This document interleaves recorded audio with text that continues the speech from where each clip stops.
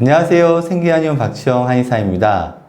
지난번 영상에서는 발에 생긴 무좀과 함포진에 대해서 말씀을 드렸는데요. 이번 영상에서는 무좀에 대해서 좀 더 말씀을 드려볼까 합니다.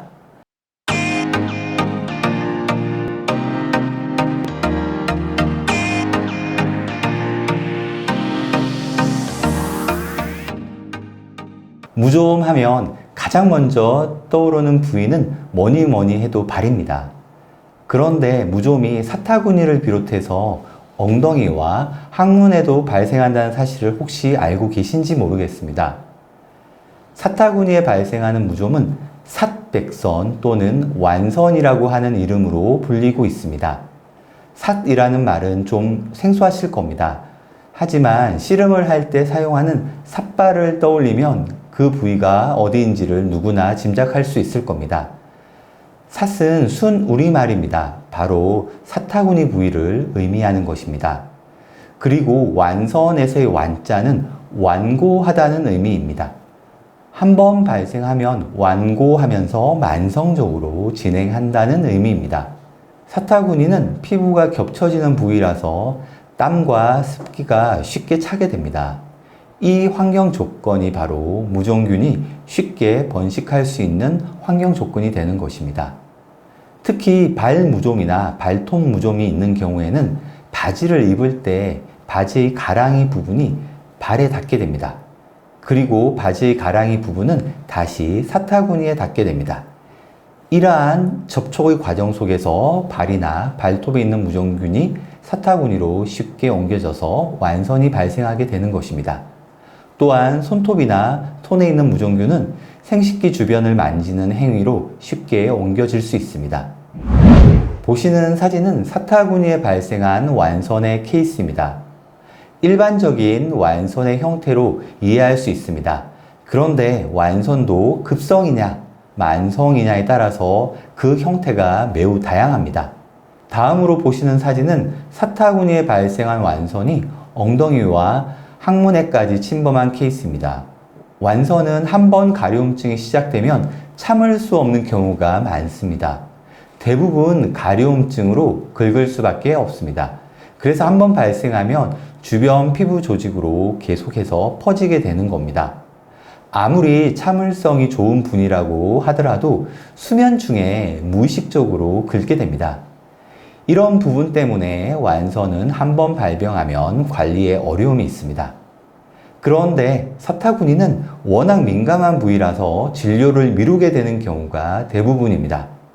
진료를 계속 미루다가 참혹한 상태로 오시는 분들이 많습니다. 민감하고 소중한 부위일수록 적극적으로 초기에 치료를 해야 합니다. 아무쪼록 이 영상을 보시는 분들 중에 완선이 의심되신다면 용기를 내셔서 초기에 꼭 치료를 받으셨으면 좋겠습니다. 남성들에게 발무좀이 더 흔하기 때문에 완선 역시 여성보다 남성에게서 더 빈번하게 발생합니다. 하지만 여성이라고 방심하면 절대 안 됩니다. 제 개인적인 경험상 여성분들 중에도 정말 심한 분들이 많았습니다. 우아한 외모의 여성분이 진료실에서 사타구니를 벅벅 긁을 정도로 가려워서 어쩔 줄 몰라 하는 아이러니한 상황도 많습니다.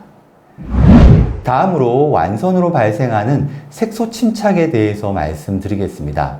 완선이 오래 계속될수록 색소 침착이 심해지게 됩니다. 사실 무좀균 자체가 색소 침착을 유발하는 것은 아닙니다. 평생 동안 발 무좀을 달고 사신 분들 중에도 발의 피부는 변하지 않는 경우도 많습니다. 하지만 사타구니의 피부는 발의 피부와는 다른 특징이 있습니다.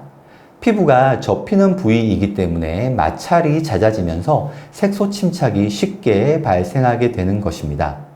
겨드랑이에도 무좀이 발생하는 경우가 있는데요. 겨드랑이도 사타구니처럼 접히는 부위의 특성상 색소 침착이 빈번하게 발생할 수 있습니다. 그리고 색소 침착을 예방하는 방법 역시 무엇보다 조기 치료가 중요하다는 점을 다시 한번 강조드립니다. 다음으로 사타구니 무좀 완선을 관리하는 방법에 대해서 설명을 드리겠습니다.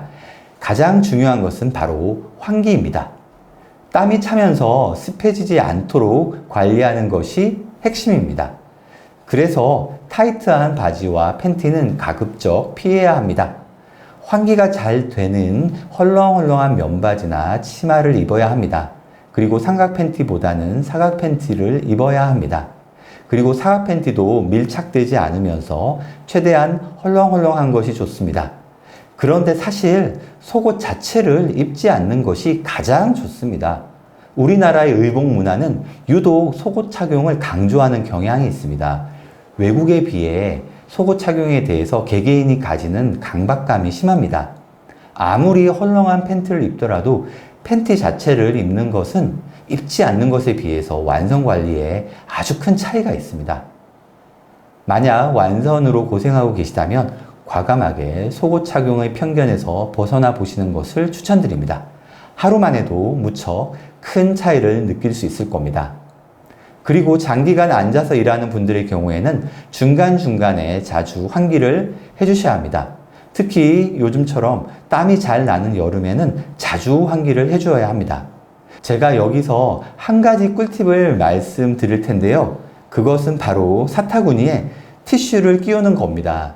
물론 티슈는 자주 교체해서 청결하게 관리해야 합니다.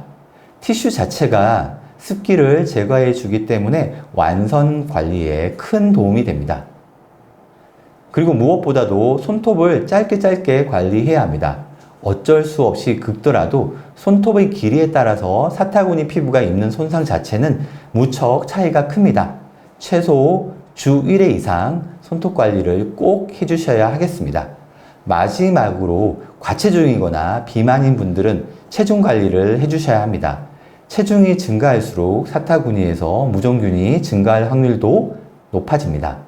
사타구니 무좀 완선은 한의학적인 피부 치료가 무척 탁월합니다.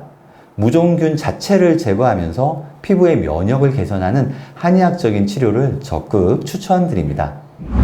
이번 영상에서는 사타구니에 빈번하게 발생하는 사타구니 무좀 완선에 대해서 설명드렸습니다. 영상을 보시고 궁금하신 점은 댓글로 남겨주시면 답변 드리겠습니다.